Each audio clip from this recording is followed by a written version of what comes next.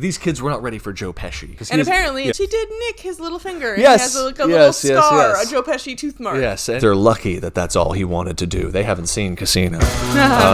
Anyway, but... There was no build-up. Why am I crying right now? There's various stages of old that were all less old than his real old. And we're back. Hey, guys. Hey, guys. Merry Christmas. Merry Christmas. Merry Christmas, everybody. Welcome back to another episode of the Crowded Theater Podcast, the only podcast where all movies are seen in theaters, not on video, not on streaming, not cheating. The only podcast where we see our films enmeshed in the social network that is the movie theater, the spiritual network, if you will, like all of the Na'vi around that tree in Avatar. Remember that? That's kind of what we all were connected. Exactly like that. So anyway, hey guys, how you doing? I'm Kyle. I'm Taylor. How many film screens do you think could fit in that Na'vi tree? It's pretty big. It's a big thing. Speaking of which, I'm interacting with this plant. And I am Cliff, yes, who is not a Na'vi but wishes he was someday. There you go. Just because we're really into James Cameron, that into him that we want to be tall and blue. Hey guys, how are you doing? Doing well. This is our kind of final week before Christmas. We're going to be heading out, so this is our last little podcast to get out before the holidays. Do you guys feel sufficiently amped? Is all of your Christmas shopping done? No.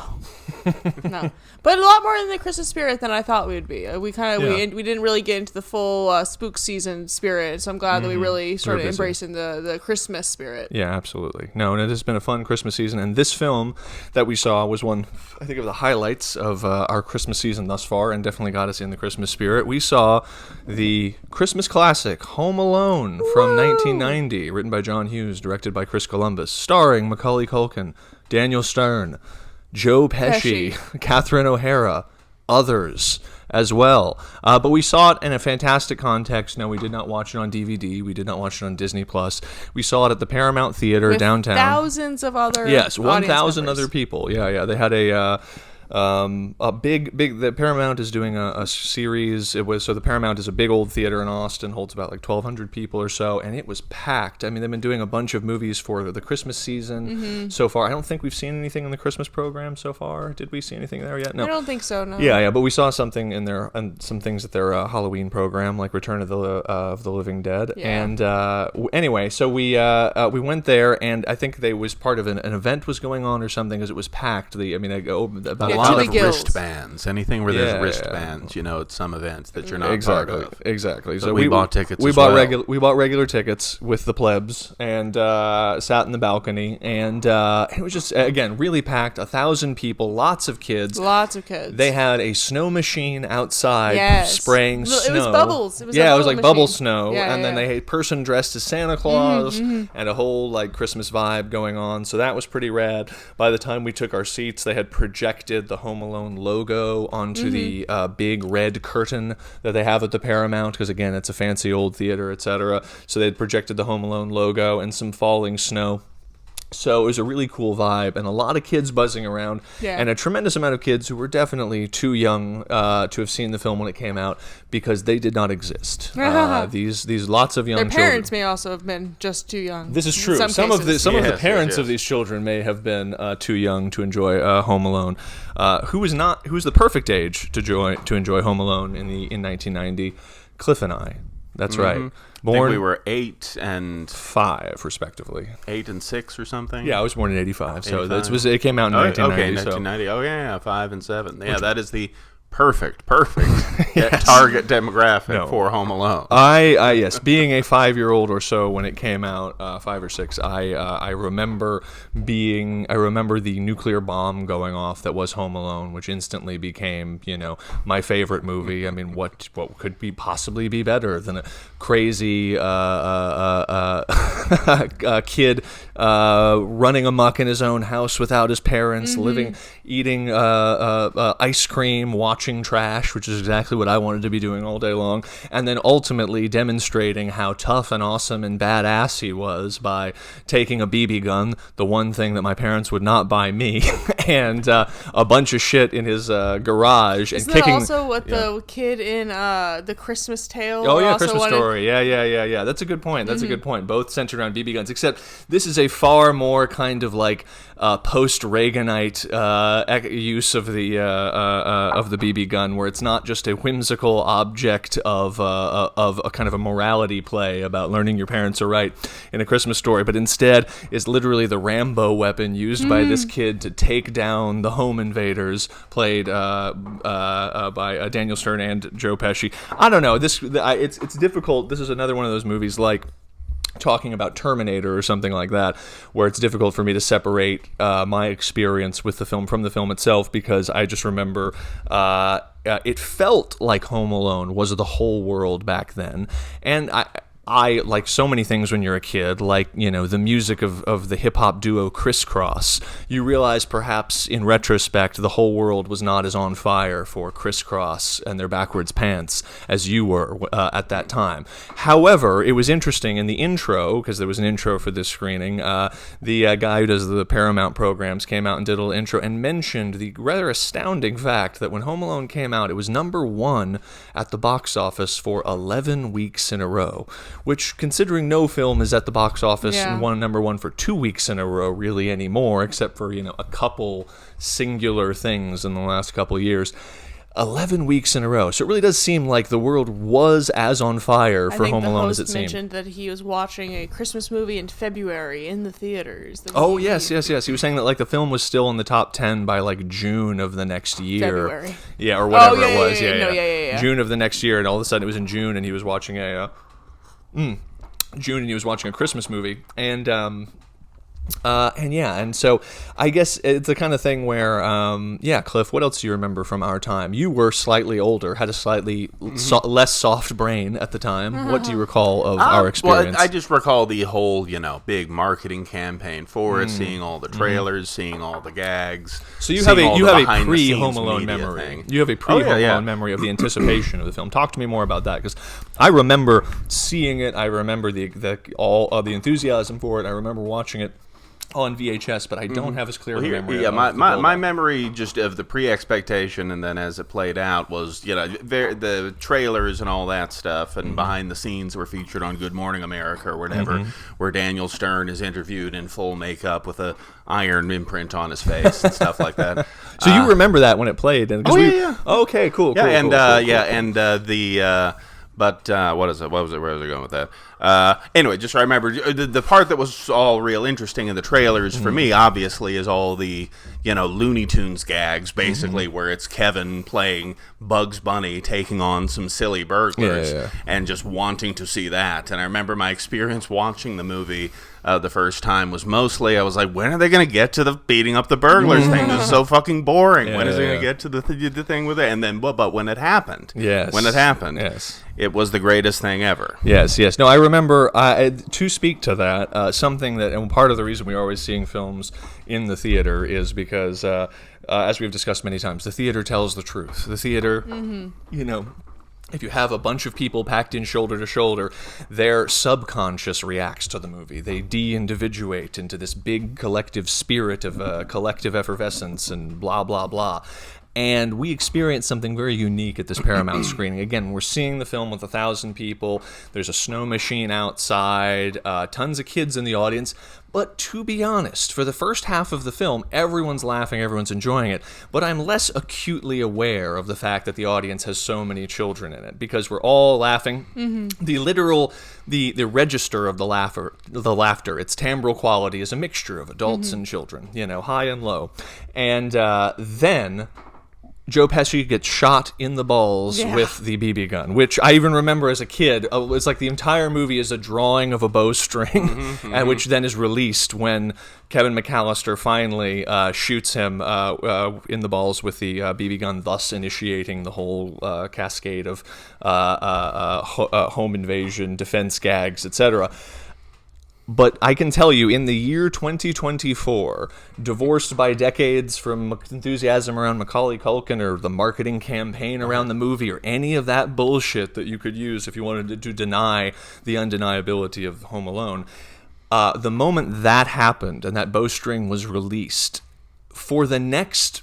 well, until the end of the movie, really, for the next 30 minutes in the Paramount Theater, you could hear such a high-pitched, audible shriek of the laughter of the children. You guys were there. That just immediately, from that moment on, went above that of the adults, and the laughter from one gag would not resolve before the next gag had happened and the next, and so it would build and build. Little laughters. Oh yeah. To the point where even in the off moments, in the tension moments that were supposed to be like waiting for Daniel Stern to, pull the thing so the iron drops on his head, there's just off-rhythm squeals of laughter because you can just feel other kids like remembering the gag that just happened, re-laughing at it or laughing in anticipation of just the sheer anticipation of what's about to happen. These weird, and again, this high. So all of a sudden, on a dime, we become acutely aware of like, oh my God, there's so many fucking kids in here. And again, just as it did in 1990 and probably at every other year between, Home Alone playing to a crowded theater full of children is gangbusters. So I strongly recommend the experience if you can go and do that, because it was a pretty rad movie going experience, I must say. So yeah, what else do you guys remember about the screening? The kids? I'm not lying, am I, about the kids? No, that's exactly the moment where I was like, oh, there's a bunch of kids around us, and then they just kept laughing the whole rest of the way. I was like, oh yeah, I'm glad a lot of people brought their kids out. This must be a lot of people's first, and what a cool first experience to watch such a cool movie. Like, to be a kid to literally see it in a theater, even in the balcony or whatnot. Like, the balcony honestly added a lot to the experience. I mentioned when we sat down, because we had kind of like an off-center angled view of the screen, so be it. I was like, it almost feels like we're in a drive-in. Like, it almost feels like we just got a kind of a lucky spot. We're about to watch a great movie, and then just at that one exact moment when Joe Pesci got his ball shot, you just hear this rupture of like, oh my gosh. Yeah, no, it was a lot of fun. Cool. Yeah. No. So I mean, let's talk about it. Home Alone, Cliff. Home Alone. What is? I don't know. What is it? What is the plot of this movie? For the uninitiated, for those who have not seen Home Alone before, give us a little summary of what Home Alone is about. Oh yeah, to give you just the basic trailer summary. Kevin McAllister is left home alone by his family. Home alone in a big old house for Christmas. Yes, and he is a child. This is a relevant fact. Oh, yes. Kevin McAllister is an 8-year-old child. Yes. Not yet old enough to develop reason. Yes, exactly. Still a bit insane.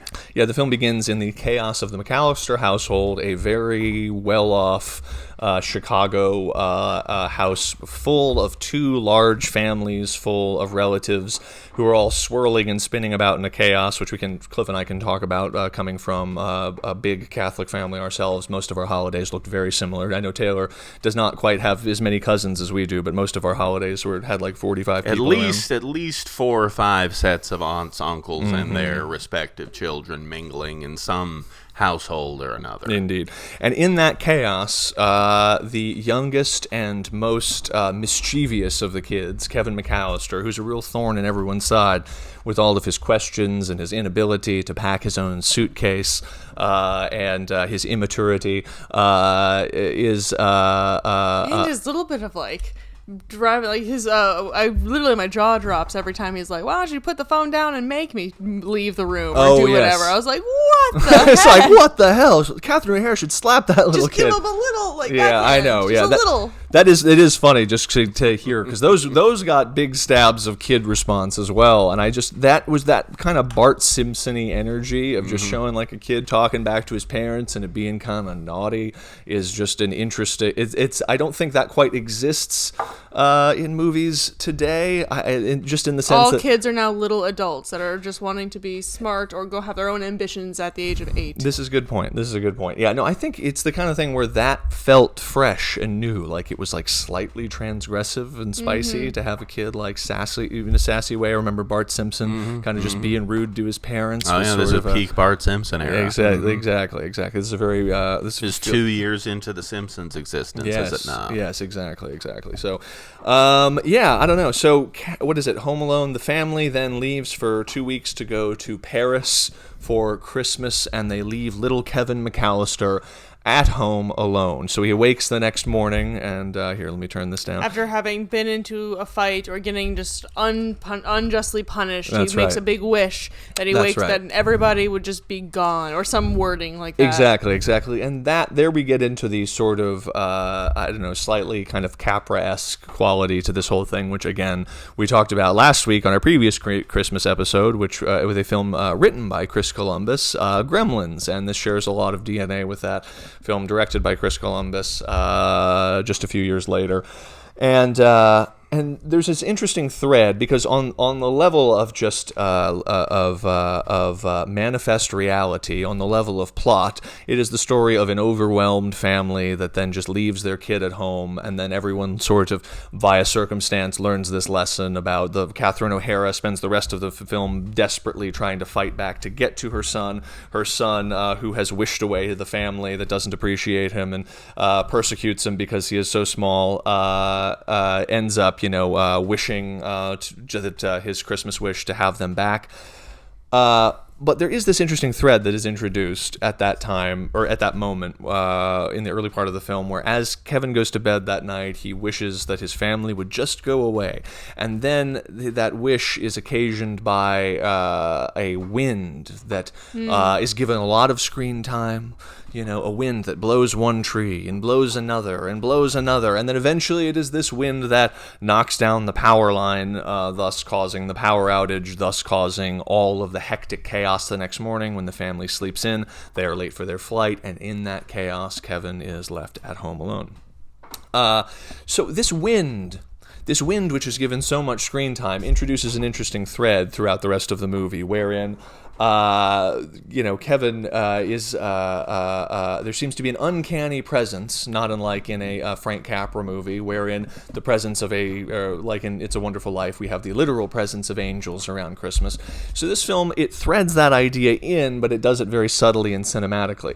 In the same way, if an angel were wind, yes, exactly. And that same idea that even Spielberg uses in even Raiders of the Lost Ark. Spielberg, who obviously somewhat mentored Chris Columbus. Every time they pull out the amulet in Raiders of the Lost Ark, or make reference to the Ark, God's presence is seen in this wind that shakes all the jangly shit they have in the Middle East, or makes a single candle flicker in front of Karen Allen's face. So he makes this wish, this uncanny wind blows in and ends up knocking down the power lines. Later on, when we're seeing the sort of dynamic difference between, we're seeing the moment where Kevin's parents, Catherine O'Hara and the other guy from Chud, are forgot he was in that. I think he's in Chud. Yeah, so is Daniel Stern, I believe. So he certainly is. Yeah, and so what we end up seeing is a moment later on where Kevin is at maximum transgression in the absence of his parents. He is, as he says it, he is eating junk food and watching trash, and he puts on a film with a very provocative title, Angels with Filthy Souls, which Taylor went when she saw the title. I was like, on porn. I know. The funny thing is, obviously, Angels with Filthy Souls is a reference to Angels with Dirty Faces, the James Cagney movie, which also just has a more perverse connotation. Honestly, in it. Yeah. Yes. Good movie. Why are these angels so dirty? Exactly. Why are their faces dirty specifically? There's an answer to that, but it reads different in 2024. But no. So what is it? Kevin puts on this film Angels with Filthy Souls. He sees a guy blown away, again, as we learned in the other Joe Pesci films like Lethal Weapon 3. Gun violence was a very big deal in the 1990s. So the worst thing he could do is put on a video seeing someone blown away with a Tommy gun while eating ice cream. Go ahead. Is this also the same year for Joe Pesci as Goodfellas? As Goodfellas, yes. So same year. Yes. I was going to get to that. I actually made a note. But man, what a good year for Joe Pesci. And again, I just remember growing up when Joe Pesci was just the biggest movie star in the world. And between Home Alone the Lethal Weapon movies, My Cousin Vinny. There was just a period where, I mean, it was my favorite person to see on screen, and then he just sort of vanished after Gone Fishing.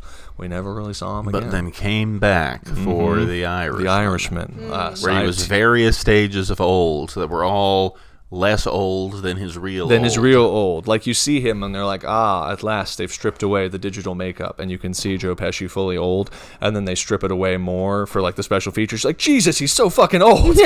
He's like scary old. It's like, oh man, I'm so glad they put computer stuff over his face. He's so old. But here he was less old. Indeed. He was less old in this film. There's a very robust Joe Pesci at the peak of his powers, throwing as much energy into this film, certainly, as he did into Goodfellas, but fewer F-bombs and less blood and stabbing. Not, there's some stabbing in this film. The roles are related. There's many parallels, but different genres. Indeed. But good year for Joe Pesci. It's the kids' movie version of his character in Goodfellas, basically. Yes. But so to finally wrap up this one thread, though, so he watches Angels with Filthy Souls. Immediately, he covers his eyes, gasps, because he is frightened, he is at home, etc. And then we cut to his parents in the plane, and the father is reading Nobody's Angel or something like that, another angel-related thing. And it's at that moment that Catherine O'Hara wakes up with the uncanny awareness, the psychic awareness that she has left something behind, and that is the scene that ends with her, of course, yelling, "Kevin!" and realizing that she has left. Does she not receive a psychic signal from Kevin shortly before that, right before we cut to that scene? I can't remember. Well, I think that's the idea. Is Kevin's scared, and she wakes up abruptly from a dream. She was sleeping on his shoulder, etc. And so we see that same idea. I will just to stay on that scene for just a quick moment. I do want to shout out to all guys, just being like, "Yes, darling, that it was the front porch or whatever." He was like, "That's what it was," and I'm sorry. Like, yes. Whatever to not. The closing the garage door. He realized they didn't close the garage door. Yeah. To stop this now on this airplane. Yeah. No, that's good. It's like, calm down, honey. I'm sure you're mistaken. But what I like is that they were able to introduce this kind of Capra-esque Clarence the Angel figure that blows in on wind. His presence is sort of occasioned and signaled by the presence of the book, and all of these little uncanny psychic connections, and yet we never actually see a embodied angel on screen. And this, of course, because it's a Christmas movie, there's infinite opportunities for angel imagery. So as they go, he even goes into the church at the end of the film to pray for the return of his family and everything. Lots of angel imagery. And then immediately as he walks into the church, we immediately are greeted with the full choral impact of John Williams' arrangement of "O Holy Night" with "Fall on your knees" and heed the angels' voices, etc., etc., etc.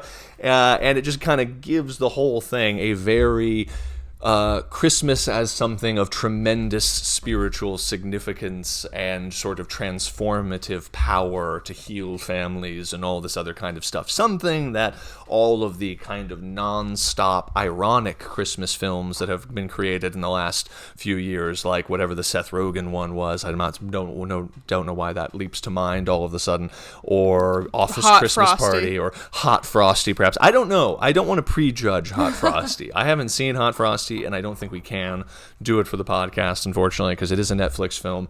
Therefore, it will never play in a crowded theater. But I would bet that there are probably more heartstrings being plucked. I'm guessing, I don't know, in Hot Frosty than we're giving it credit for. Or maybe that's just because that one guy from Schitt's Creek is in it. So I don't good. know. There you go. So there's another Catherine O'Hara connection right there. So anyway, but yeah, no, I like that, all that. Sorry, we kind of went off on a whole tangent to kind of go through that weird, but I like the idea that all of this stuff, all of this, what could be a very, very, very broad and slapsticky movie that's just about people being hit in the nuts and knocked downstairs and all this other stuff, does, again, because it was the early 90s, 1990, and it was a fucking movie, it has all of this sort of spiritual meaning and heart and, and warmth, pumped through it.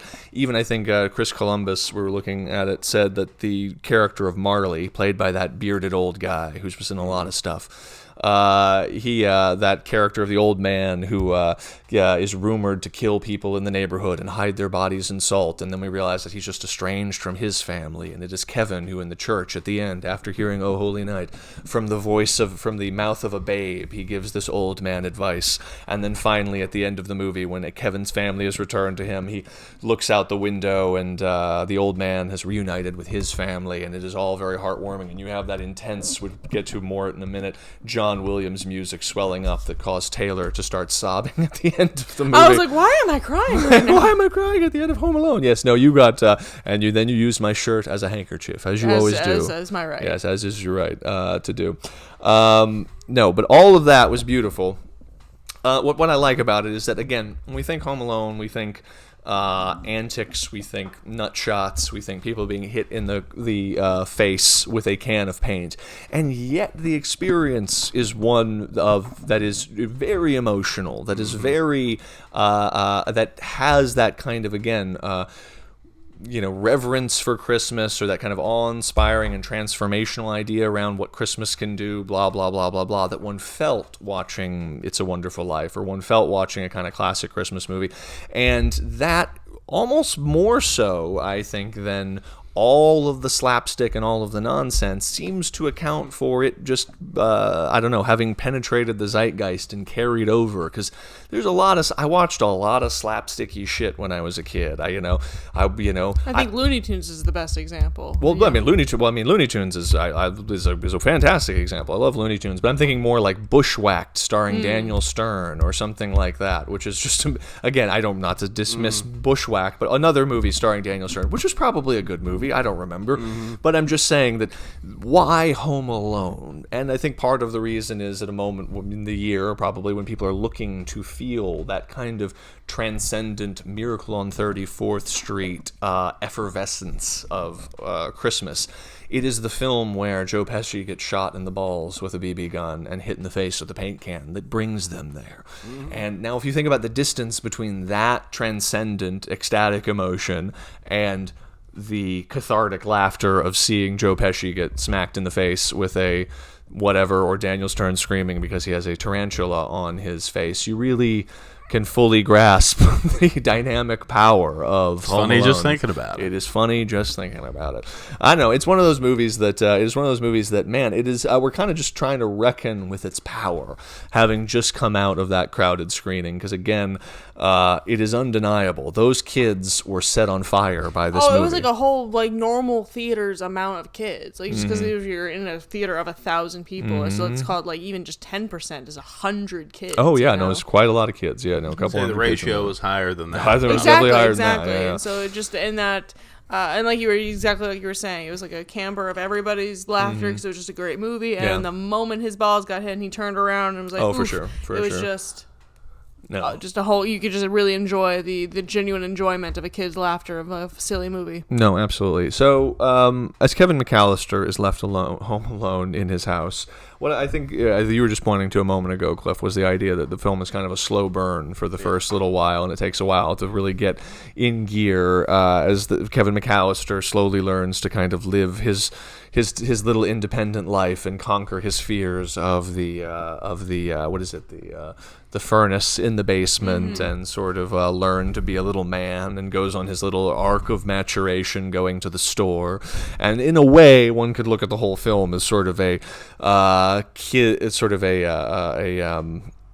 kind of a hyperbolic dream about what it feels like as a kid to have to do something like go to the grocery store or pack your own suitcase or whatever as the first thing. In the same way that the heater, we see both in the film and its real life state, the furnace and the thing. It's just a dead furnace. And then we see it through the prism of Kevin McAllister's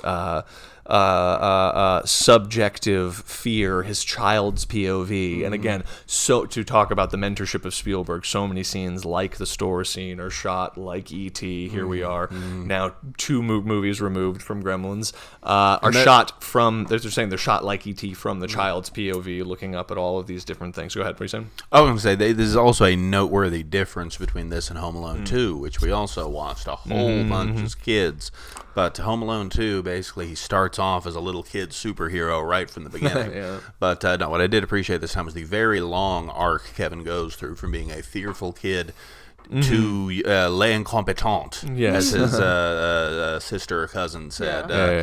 Too incompetent to pack a bag or do anything on his own, and then slowly becoming a little man, and then becoming infused with the power of the angels. Indeed. In order to a warrior of God, Yes, just like the exactly. Blues Brothers. Yes. What is it? to rain paint cans from the heavens. Exactly. This is upon his the house. sinful.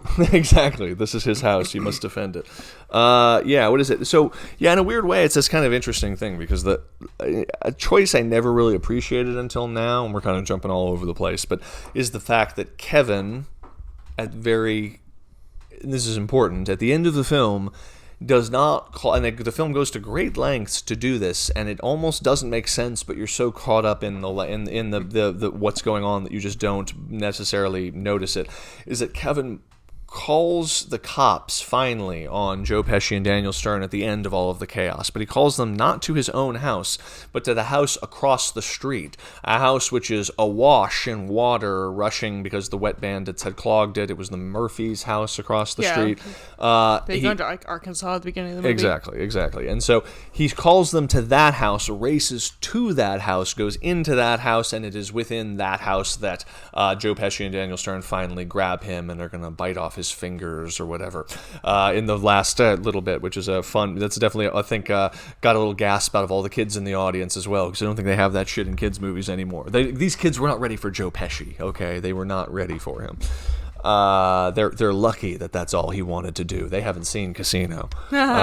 Anyway, but as he rushes into that house, the effect is eventually old man what's his dick comes in and bonks him on the head, and he immediately the cops come and arrest them, etc. But the effect of that is that by the time Catherine O'Hara and the guy from Chud come back, by the time the family returns, they are wholly unaware that anything has transpired. This film could easily have a denouement with them arriving back and seeing, cop cars and seeing Kevin, and they're reunited, and with like police tape, in the background, and oh my God, what's happened? Is Kevin okay? And oh, he's come out all right. And they find out, oh, this is a very heroic young man. Do you know what he did? Kevin, you did all this on your own? And literalize it all in that way, In fact, I think a lot of films today would do this, but they're unaware.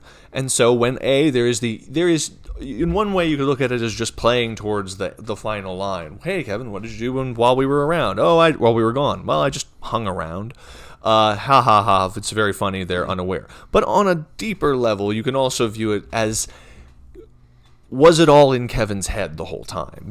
Were the burglar, did he in fact see two guys in I'm wearing actually a OK heating and plumbing and heating shirt, the van. Did he in fact see some sketchy looking guys in a van that scared him? And just like the furnace, just like the checkout lady, etc., seeing them through the distorted lens of childhood, him surviving these nights in this house by himself, even to the extent that even if no burglars came in, he had his BB gun and put Christmas ornaments under the windows just in case someone came in, which feels like a very kid thing to do, and defended his house to make sure he was safe from all the monsters outside. Is, as the parents come back in, Kevin has gone through this whole experience, etc., but the parents see no evidence of the struggle that Kevin has gone through at all. None of the adult world knows really what happened besides him and the two burglars. Exactly. Who themselves seem to come out from another universe into this universe. Exactly. And who, again, the whole thing is sort of this weird, it's like the whole furnace issue at the beginning kind of teaches you in a weird way that kind of POV of the movie. And obviously, it's not about whether or not these, obviously within the movie world, all of these things are quite literal and all of this happens, but instead it's a way of thinking about the movie as being, it's more relevant to the interior experience of the child maturing by like buying milk and going to the grocery store than it was about the parents coming home and finding out their kid got two burglars defeated, which would literalize it in a way that would take all the magic out of it.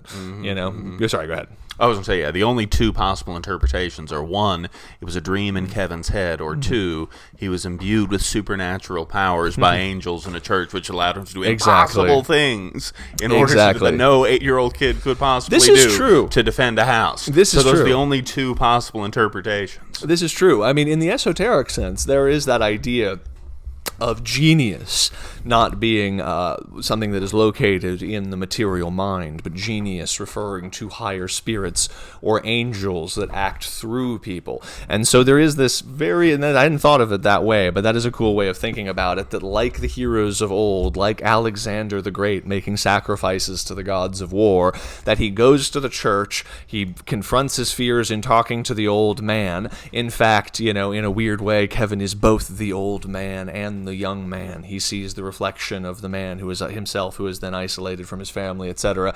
And then, after all of this angel talk, the wind blows. He is imbued with a mighty, fiery sword of this strange and uncanny genius that is born of him too suddenly. In 1 hour, suddenly put together all these booby traps and whatnot. I believe it's just 1 hour a time, more or less, and which is impossible without the genius of angels. Exactly, and thus acting as the righteous sword of God in defeating the wet bandits, using his fire implements like his hot doorknob and his blowtorch. Which, as a quick side note, what was that device? What was the thing? It came from a grill, and it looked like it is a heating coil that is in a. But I don't know what that particular use of that thing is. But no, I wondered that myself. But it's clearly a big heating coil that is just put over the doorknob. Yeah. But I don't know. But it was taken out of a grill in the thing. But yes, I missed where it came from. Exactly. I myself have no idea. Which then imprinted a M, just like the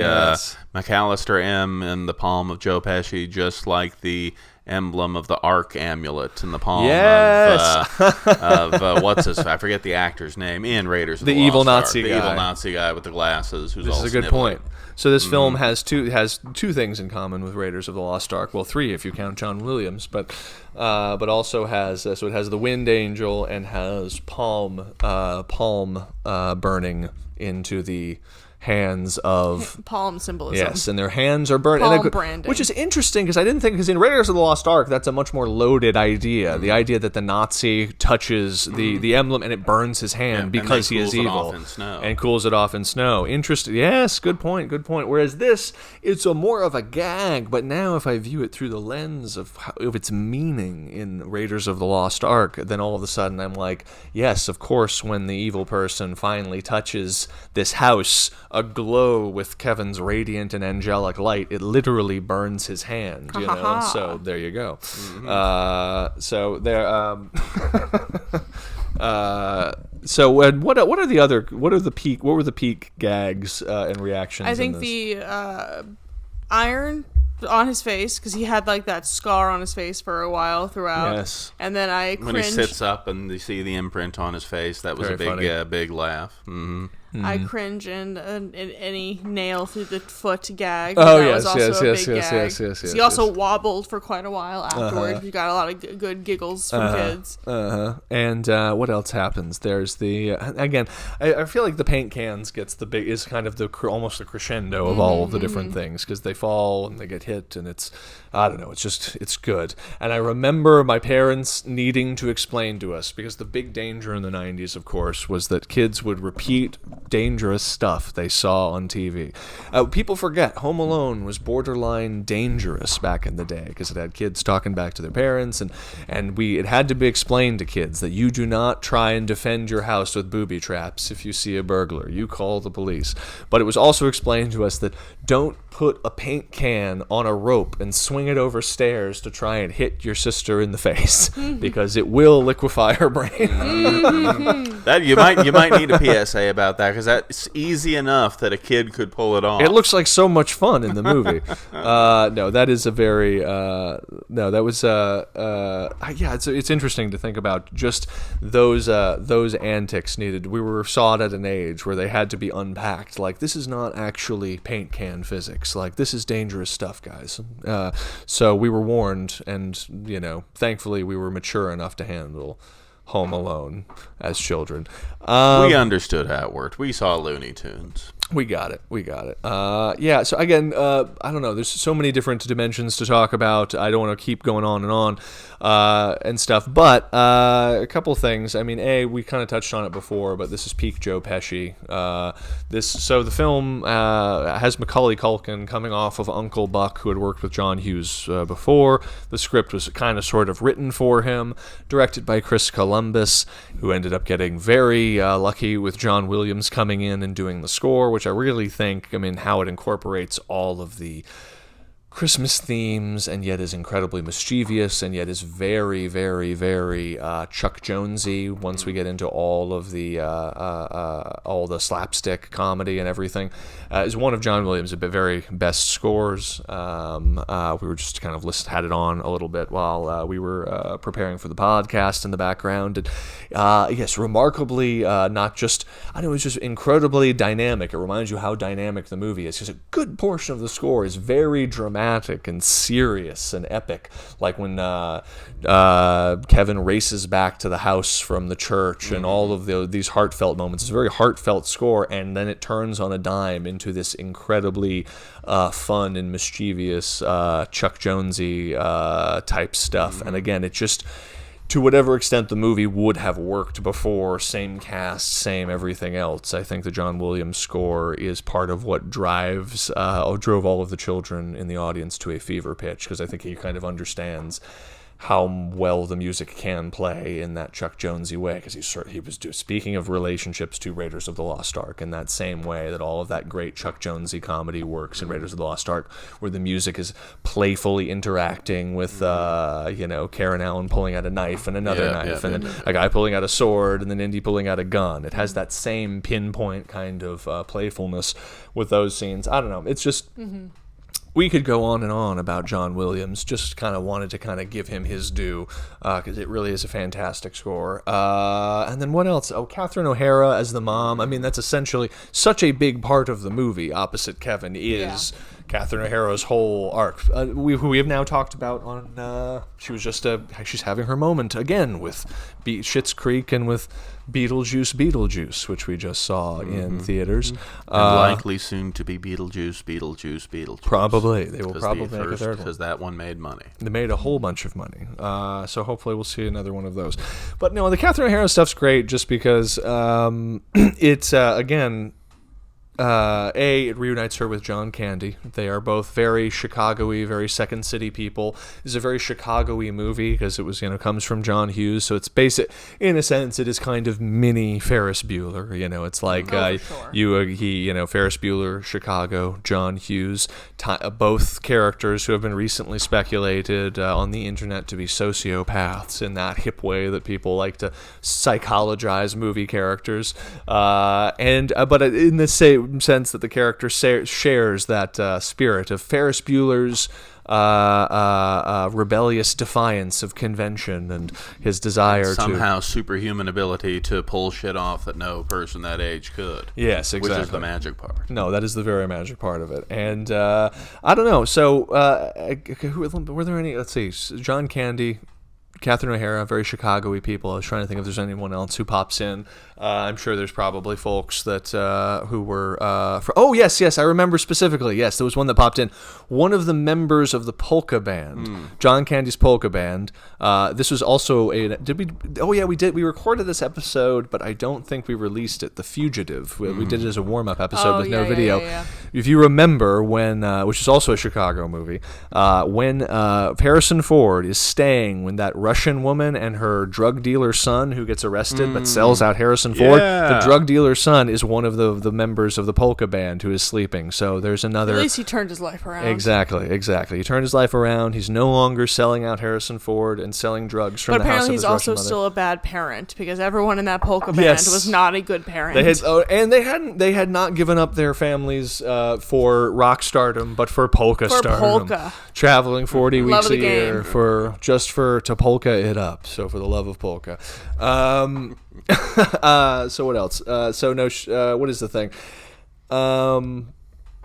Cliff. Yeah. We grew up with big families. Oh, yeah. Yes, as well. So the beginning of this film has 75 million characters in it. and perhaps normal, very normal for a holiday. We were not flying to Paris when we were kids, nor did we live in a house that was as big or regal as the McAllister's house for any of our holidays, but we had many cousins. Your childhood home is pretty big. Yes, but we had most of our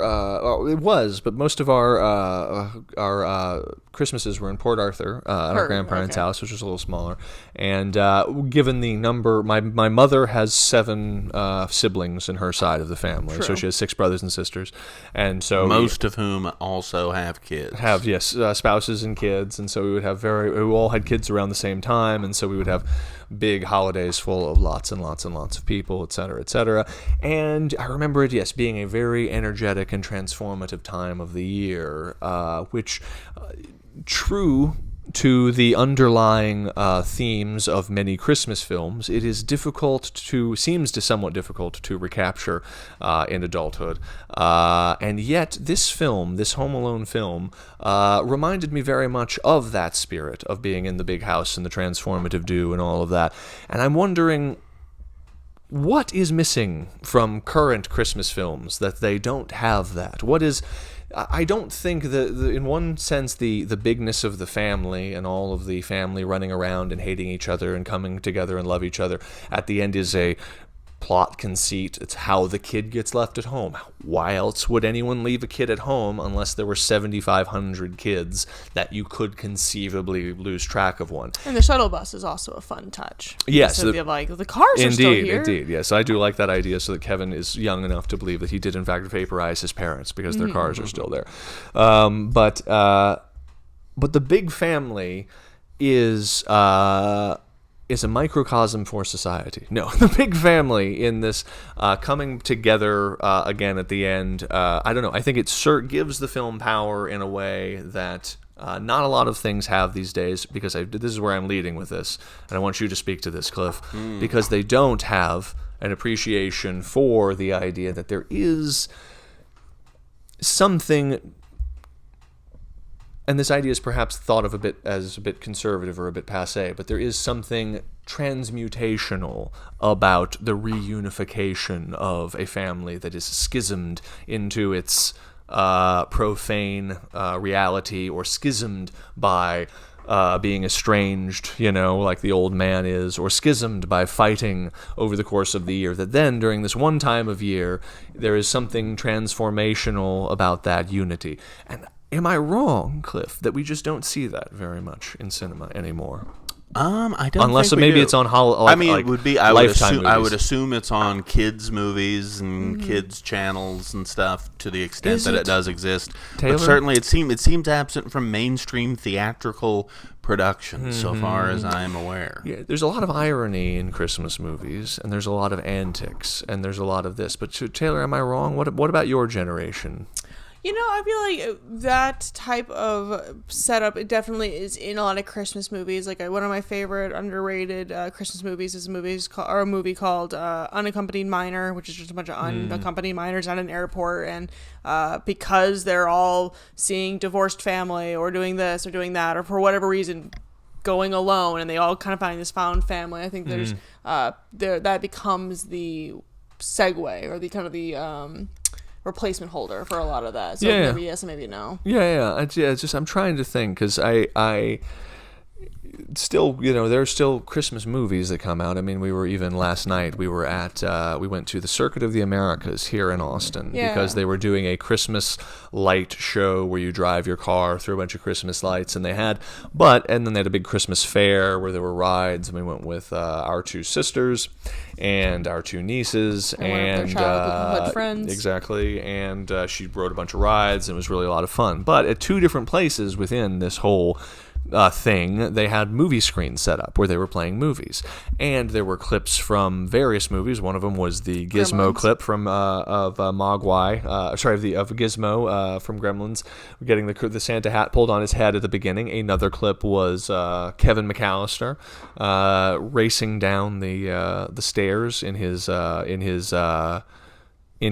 sled, and yet there was an absence of any culturally significant newer. Maybe Elf was the most recent one, but for my money, I cannot recall if Polar Express. Does Elf really even have? I guess James Caan is in it. Does Elf? You know Elf better than I do. Does Elf have familial unity at the end of that film? Oh yeah. No, like the whole thing about Elf is that he's an orphan looking for his father. And then he goes to that business guy looking for his dad, the business guy, and he has to find the heart of Christmas. Yeah. By the way, the business guy, James Caan, that's from The Godfather. That's Sonny from The Godfather, who gets shot a bunch. Yeah, you just saw. See, Taylor. I'm gonna just kind of a little bit of a Grinchify myself a bit. Yeah. I love Will Ferrell. I'm not the biggest Elf fan. Okay, I thought you were an Elf fan. I like Will Ferrell, and so therefore you would assume. But no, I'm not the biggest Elf fan. But I'll give it a good. What are some of your favorite Christmas movies, Taylor?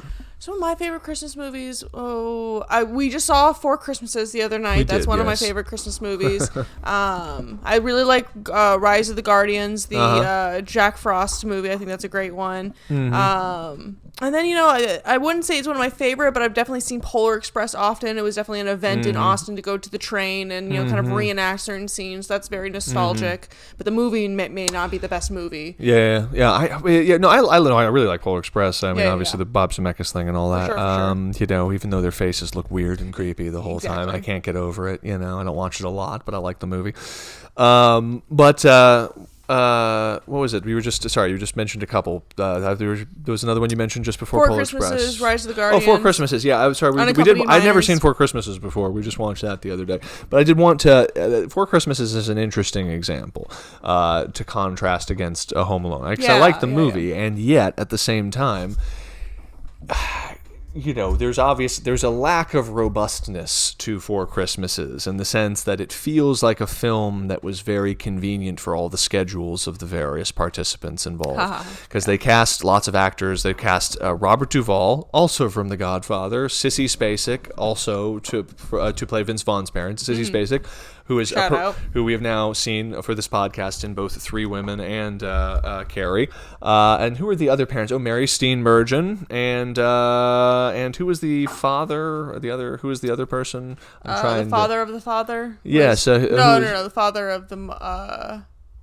Reese Witherspoon's dad in the movie. Who plays Reese Witherspoon's dad? Who is dating another girl now. Jon Voight. That's right. Jon Voight. There we go. So you have a bunch of big names. Recently appearing in Megalopolis. Yes, exactly. We also talked about on here. So we have a lot of faves. And yet, it's just interesting that I was left feeling somewhat hollow at the end of the film because you never see the family actually come back together on screen. They are reunited textually. That is to say that Vince Vaughn makes peace with Robert Duvall, but we never really bring them all back together on screen. Instead, we're left with Reese Witherspoon and Vince Vaughn being shot in some 2-wall set where they've given birth to a baby, and there's some little humorous denouement. And just thinking about the robustness... They specifically don't let the family in to see the baby. Exactly, yes. Oh, how convenient. Oh, yes, just outside of this door, we have Robert Duvall, Sissy Spacek, Jon Voight, and Mary Steenburgen. But we don't get the shot from Parenthood panning across the whole family in the waiting room. Exactly. Parenthood being another movie that certainly we related to a lot, having a big family that was around a lot. Another film that has Mary Steenburgen in it. And there is just something about the power of that, introducing that chaotic and at odds family at the beginning, and then seeing them all pour in, and all reunified around Kevin, and all actually physically there, and there being more speaking parts in the movie than there necessarily had to be, which is another very sad fact about Hollywood these days, is that now, due to weird ideas about royalties and things, like films are squozed down to the smallest number of speaking parts possible. So the most robust family you'll get is 4 fucking people, and you'll get lots of scenes. Anyway, the point is, there's a robustness to this and to that family and to those sequences at the beginning where you have reams of characters who only occupy maybe a few moments of screen time, but who are well cast and well considered, and many dynamic looking child actors who can tell all of them apart and look as incongruous as an actual large family does when they actually all get together. Fuller gets very little screen screen time, and yet when he sips that Pepsi and grins devilishly, we know exactly what's going on. And he's the other Culkin, and I'm sure if I watched, what was that show, Succession or something, I would know which Culkin it was, but I don't. But it's that other one who isn't Macaulay Culkin, who people like. And he was a child actor, too, back then. And that's the kid who plays Fuller. And now you know that. And he was going to pee in the bed. But I think that's just one of those things another thing that just feels nostalgic but also kind of bittersweet is the fact that a film like this couldn't exist. You would not see a film with so robust a family filling out a house.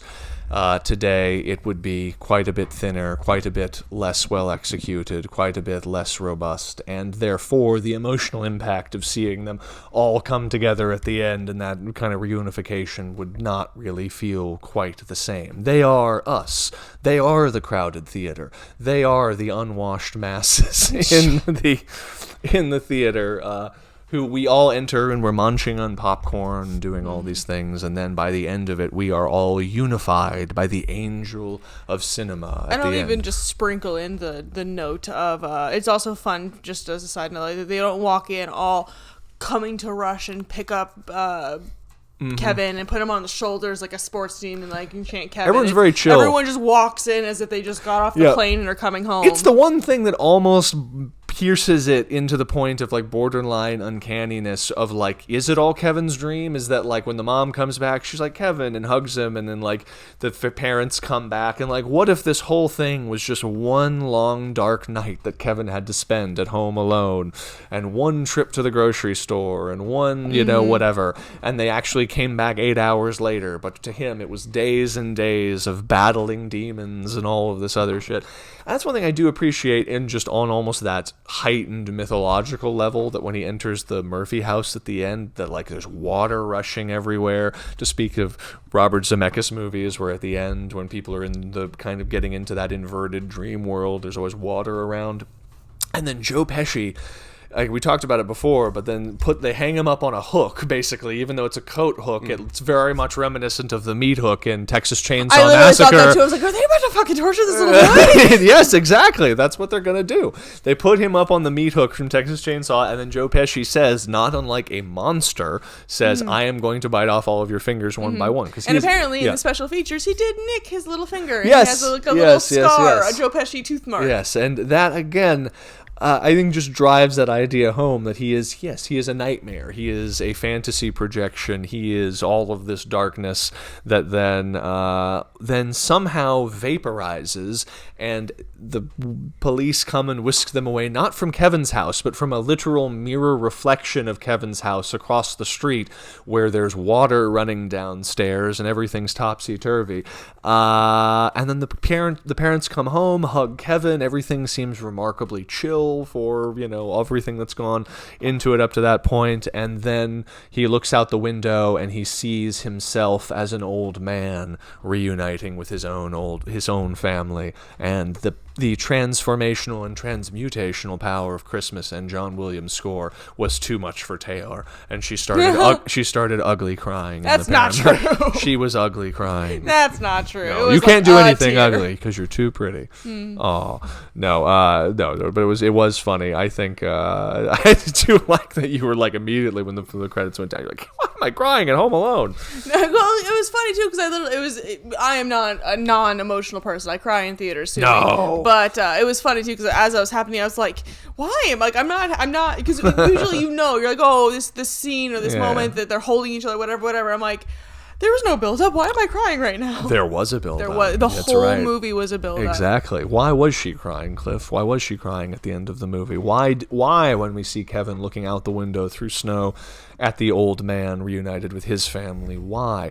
Now, a cynical person would say that like the people who call Forrest Gump nostalgia bait, a cynical person who does not understand the transmutational power of Christmas would say that was just it's emotional manipulation. You got a score, you got an old man hugging his kids. That's just it is what it is. Why is Taylor crying really though, Cliff?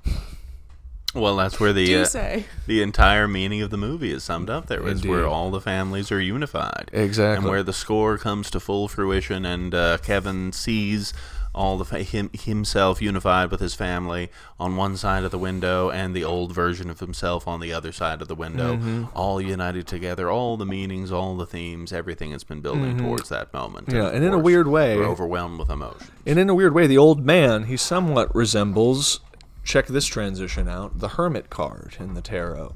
Because Kevin himself recedes into a kind of hermit state, living alone and not with his family. And so he sees through the window a reflection of himself in this hermit state as the old man. And he sees the potential, the sort of timeless nature of his life, where he is both old and young at the same time. And he has to go through then this... I'm just trying to transition to the tarot draw part of the thing. I was hoping something more clever would come out, but nothing ended up happening. But anyway... Don't be a hermit is the broad theme of the movie. Don't be a hermit. Be with family, at least on Christmas. Exactly, at least on Christmas. Okay, well... I think as we're hitting about the hour mark now, we could go on and on about Home Alone, and I'm sure there's lots of relevant factual information about the film that other podcasts, I'm sure, could tell you about. But we're not here for that. We are here to give you the straight juice, if you will, because human beings can only speculate as to the meanings of these things, but not unlike Kevin McAllister in Home Alone. We will consult the spirits directly for their juiciness, predictive powers and powers. So yes, that's we're consulting the spirits directly. I did a tarot draw before the podcast to consult the spirits as to what lessons we and our audience might take from Home Alone into this next week. So Taylor, take the top card and reveal it to the audience. Maybe. What is it?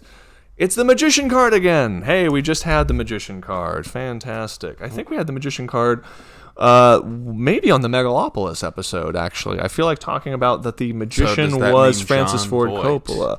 Interesting. John Voight is the unifying element. What does that mean? Yes. That's interesting. So we talked about the Magician. So the Magician card is about is the kind of first trump after the Fool card, and is the sort of masculine expression of this magical dynamic, which is interesting because we have, and again, he has one hand raised aloft towards the heavens, just like Kevin McAllister, kind of reaching for divine inspiration from the angels in the O Holy Night sequence. And he is channeling, quite literally, that is the meaning of the card. The reason is his finger is pointed down, is he is channeling that angelic energy into the earth. Though he does it via his implements. The four implements on the table in front of him, of course, are a cup, a pentacle, a sword, and and the wand, obviously. Isn't that also the hand placements of Baphomet? Sure. Yes. No. It represents the idea of as above, so below, which is more, is kind of universal in esotericism. It basically says that the upper, that is to say, the spiritual realm, reflects that which takes place on the material realm, or the interior realm, the realm of the soul, reflects that which takes place on the exterior. Mm-hmm. But what we see here in the Magician card, Kevin is clearly the magician, in the sense that he is channeling the angelic energy from the church sequence directly into the earth, so that he may bring about his works, defending. This is as he says before the montage begins. This is my home, and I must defend it. So, Cliff, we see here the cup, which is representative of Kevin pouring water all over the stairs to freeze the stairs, causing Joe Pesci to slip. We see the wand, representative of fire, the element of fire, representing the heating coil. Fire is literally coiled into a snake over the doorknob, the snake being another representation of the wand, which burns the M. Got to figure out what that means, into his hand. Then we, of course, also have the sword, or the nail, that he uses to pierce the foot of Daniel Stern. Now, what's interesting is that there's another tarot card that relates to injuries of the ankle or foot, which is the Five of Pentacles, because the Five of Pentacles shows two cripples outside of a church stained glass window in snow pouring down all around them. So, in a way, we could say that this card is qualified by the Five of Pentacles. Now, why would we qualify the Magician with the Five of Pentacles? Because another divinatory lesson from the Five of Pentacles is the idea that one should not draw attention to one's own weaknesses, that one merely like the two crippled people in the snow outside of the stained glass church in the Five of Pentacles need only accept the love of their family, of God, of the church, etc., and go into the church, but they reject it. And what do we see at the beginning?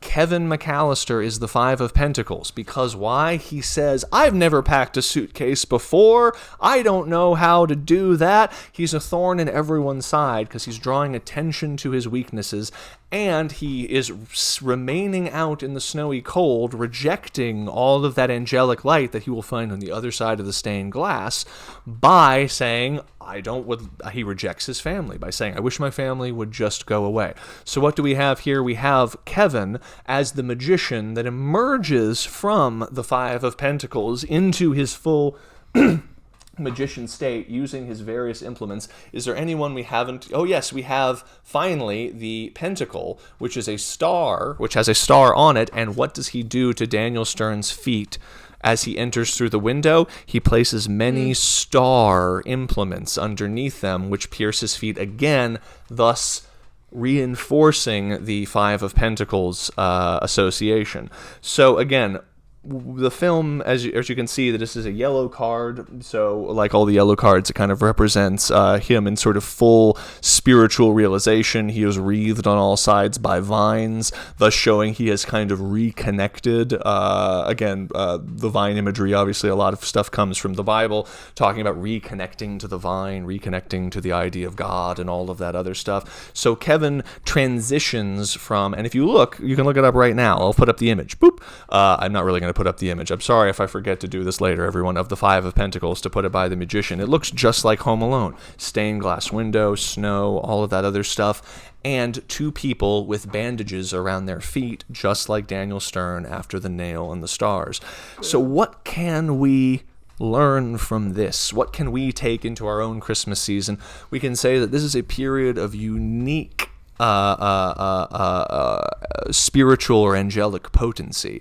So if you were ever going to try and channel a tremendous amount of energy, divine energy, into your own works, into some transmutational power in your life, take advantage of the energy of the Christmas season. Take advantage of the energies of your family. Take advantage of the energies of your community. Don't keep yourself out in the cold by remaining an isolated and cold individual. And aha, Cliff, who else is in snow? The hermit. I didn't think about it before, but the hermit, who, just like the old man, is also standing with his hood on, holding his lantern against all of the snow. Don't be out in the snow. Come on inside. Come back close to the furnace, the fire, the hearth, etc. You guys get it. You know what I'm talking about. Be a magician, y'all. Just like Kevin McAllister. Channel the angelic energy, change your life, and become something cool. It's like Bill Murray at the end of Scrooge. If not now, when? It's the Christmas season. Change now for the better. You can do it. Isn't that right? Yeah. Yeah. Let's do it. Yeah. All right, guys.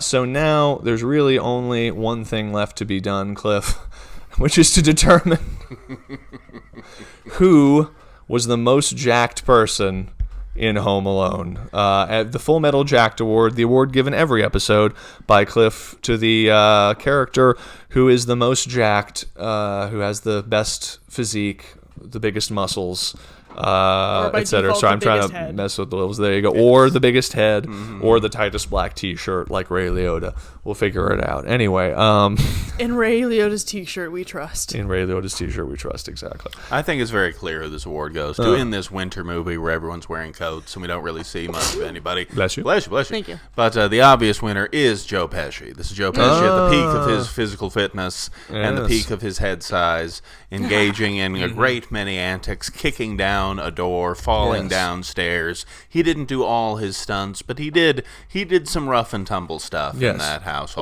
Bless you again. Bless you. And after this, and he was still in his physically robust phase. My Cousin Vinny was to follow just a year later, where he plausibly knocks out that guy who's like a foot taller than him. Yep. And this Casino, where he Kicks the shit out of more people. Kicks the shit out of so many people with a pen and all other devices. So it'll have to be the certainly the most intimidating and scary person in the movie, Joe Pesci. That's right. I like it. I like it. All right. So now the award has been given out to Joe Pesci. We've done our tarot draw. Quick, let's wrap things up before Taylor starts sneezing again. She feels another one coming. So again, had a fantastic experience. Really unified with really you guys. Magical, Really magical experience at the Paramount Theater seeing Home Alone. So until next time, I suppose we will see all of y'all in a crowded theater. Once later, y'all. there was a great